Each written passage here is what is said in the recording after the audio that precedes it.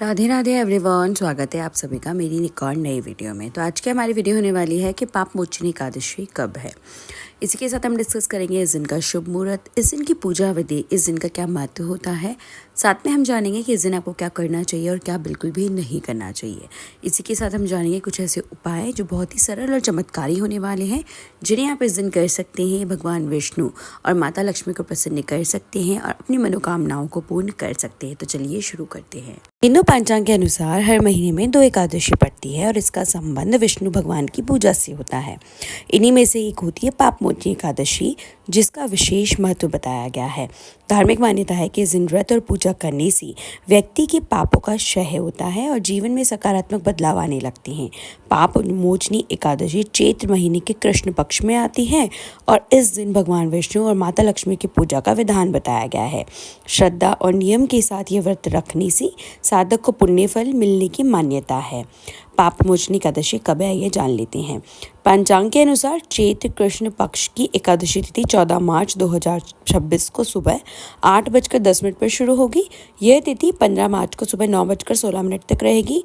व्रत और पर्वों का निर्धारण में उदया तिथि का महत्व होता है। इसी कारण इस साल पाप मोचनी एकादशी का व्रत 15 मार्च 2026 को रखा जाएगा।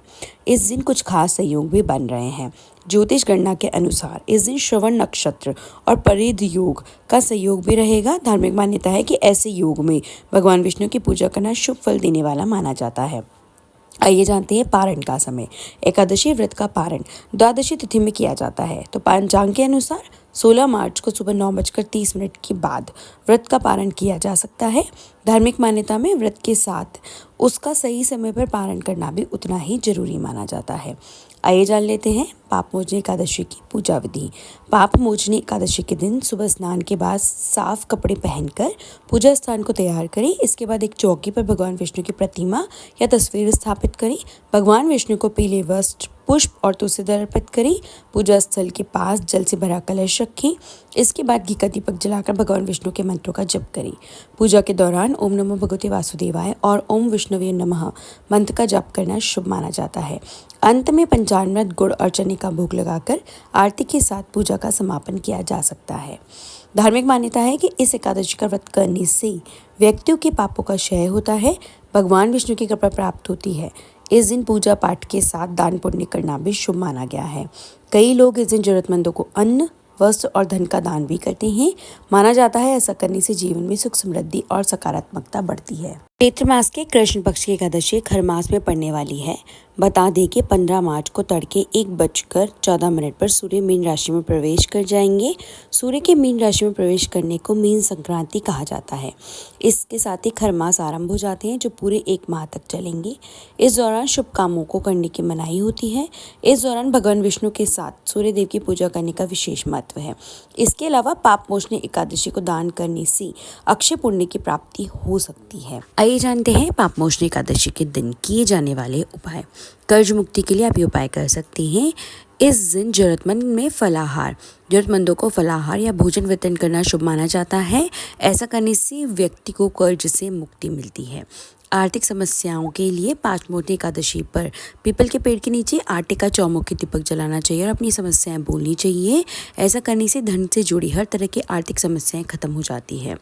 करियर में किसी भी तरह की समस्याओं से छुटकारा पाने के लिए व्यक्ति को दूध में जल और शक्कर डालकर पीपल के पेड़ में अर्पित करना चाहिए। एकादशी के दिन सुबह स्नान के बाद तुलसी के पौधे को प्रणाम करें। उसकी जड़ की थोड़ी सी मिट्टी, गीली मिट्टी अपने माथे पर तिलक लगाएं। माना जाता है ऐसा करने से व्यक्ति की बुद्धि शुद्ध होती है, साथ ही कर्ज से छुटकारा मिलता है। सूर्यास्त के बाद तुलसी के पास गाय के शुद्ध घी का दीपक जलाएं। दीपक में 1 चुटकी हल्दी डाल दी। इसके बाद ओम नमो भगवते वासुदेवाय मंत्र का जप करते हुए तुलसी की 11 या 21 पर परिक्रमा करें। ये उपाय करने से घर की दरिद्रता दूर होती है। भगवान विष्णु को तुलसी के पत्ते चढ़ाएं। ध्यान रहे एकादशी के दिन तुलसी के पत्ते नहीं तोड़ने चाहिए, इसलिए एक दिन पहले ही तुलसी के पत्ते तोड़कर रख लें। इन बातों का विशेष ध्यान रखना है। एकादशी के दिन तुलसी माता भी भगवान विष्णु के लिए निर्जला व्रत रखती है, इसलिए इस दिन तुलसी में जल अर्पित नहीं करें। इस दिन घर में लहसुन प्याज का प्रयोग न करें, न ही किसी की बुराई करें। कर्ज से छुटकारा पाने के लिए इस दिन किसी जरूरतमंद को पीले फल या अनाज का दान करें। इस दिन सभी तरह की तामसिक चीजों से दूर रहें। आर्थिक समस्याओं से छुटकारा पाने के लिए एकादशी के दिन शाम के समय भगवान विष्णु के समक्ष घी का दीपक जलाएं। साथ ही भगवान को बेसन के लड्डू, तुलसी डालकर भोग लगाएं और भोग लगाने के कुछ देर बाद उन लड्डुओं को प्रसाद के रूप में बांटें। ऐसा करने से आपको कभी भी आर्थिक तंगी से नहीं गुजरना पड़ेगा और न ही धन को लेकर कोई समस्या आएगी। पैसों से जुड़ी समस्या के लिए पापमोचनी एकादशी के दिन एक गोमती चक्र लेकर उसे घर की आसपास के खाली जगह में गड्ढे में खोद कर डाल दें। इस दौरान भगवान विष्णु का नाम जपते रहें, प्रार्थना करें कि आपका फंसा पैसा जल्दी ही आ जाए। सुखी वैवाहिक जीवन के लिए वैवाहिक जीवन को सुखद बनाना चाहते हैं और रिश्तों में बेहतर तालमेल स्थापित करना चाहते हैं तो एकादशी के दिन एक लोटे में जल डालकर उसमें थोड़ी सी पिसी हुई हल्दी मिलाएं और उसमें एक सिक्का डालकर अपने ऊपर से 7 बार बार कर बहते पानी में बहा दें। नकारात्मक विचारों को दूर करने के लिए यदि आप नकारात्मक विचारों को दूर करना चाहते हैं और सकारात्मक विचारों से घिरे रहना चाहते हैं तो पापमोचनी एकादशी के दिन भगवान नारायण को केसर मिले दूध का भोग लगाएं। शाम के समय मंदिर में घी का दीपक जलाकर श्री विष्णु जी की आरती करें।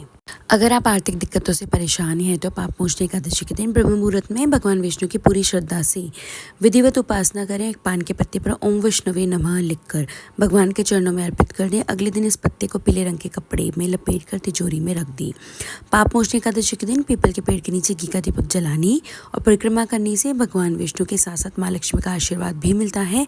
ऐसा करने से घर की दरिद्रता दूर की जा सकती है। इस दिन भगवान विष्णु की विशेष पूजा करनी चाहिए। अगर आप विष्णु सहस्त्र नाम का पाठ करते हैं तो इससे भगवान विष्णु प्रसन्न होते हैं और आपके सभी दुख दर्द दूर हो जाते हैं।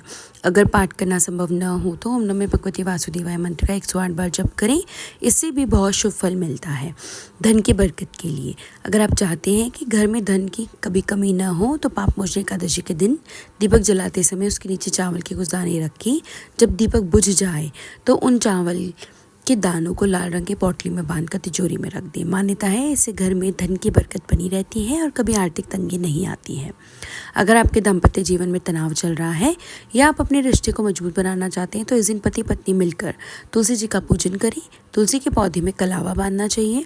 इससे आपसे प्यार और समझ बढ़ती है, रिश्तों में मधुरता बनी रहती है।